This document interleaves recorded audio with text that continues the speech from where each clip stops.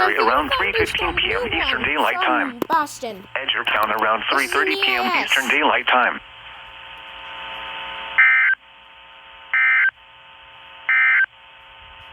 The National Weather Service in Boston has issued a severe thunderstorm warning for central Dukes County in southeastern Massachusetts, southwestern Barnstable County in southeastern Massachusetts, until 3:30 p.m. Eastern Daylight Time.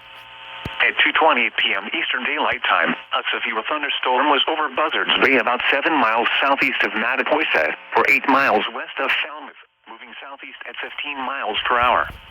Hazards include 60 miles per hour wind gusts and quarter-size hail. Expect wind damage to trees and power lines.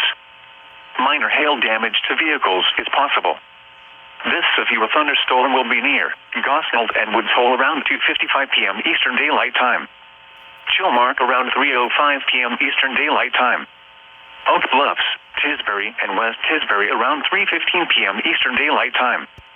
Edgertown around 3:30 p.m. Eastern Daylight Time.